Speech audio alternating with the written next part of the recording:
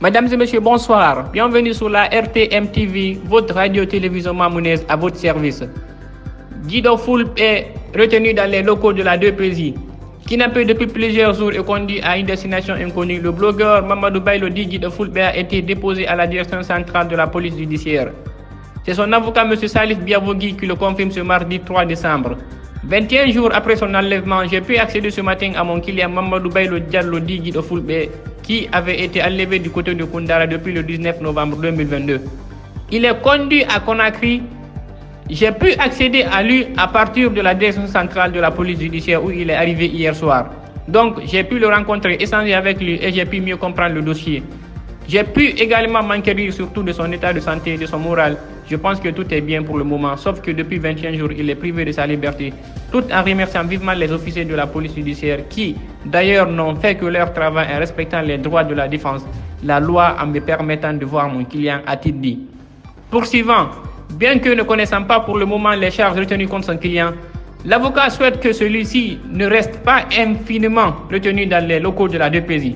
Parce qu'il n'a pas connaissance d'une notification portant sur la garde à vue, je n'ai pas non plus connaissance jusqu'à quand il va rester là-bas. Mais ce que souhaite M. BA, la libération de son client ou qu'il soit conduit devant M. le procureur de la République où la procédure va se poursuivre, a-t-il conclu.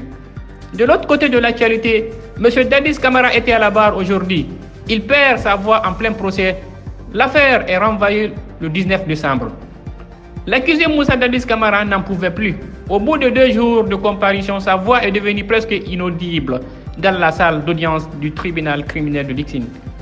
À la demande de ses avocats, le juge Ibrahim Soridé Tunkara a renvoyé l'affaire au lundi 19 décembre prochain.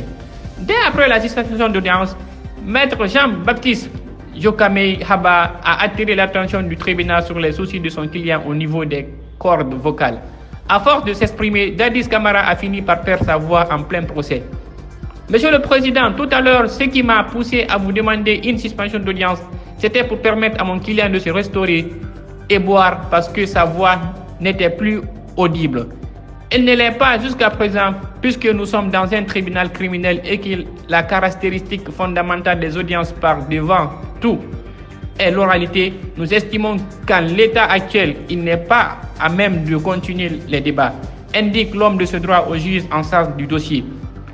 C'est ce qui amène le conseil de Dadis à solliciter auprès du tribunal un renvoi du procès au lundi 19 décembre prochain pour lui permettre de revenir en forme devant vous, afin qu'il soit à même de communiquer en pleine santé.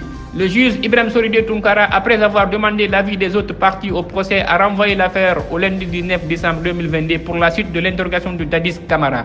C'était votre correspondant Amadou Sow pour RTM TV. Ça se passe ici et nulle part ailleurs. Merci de votre fidélité.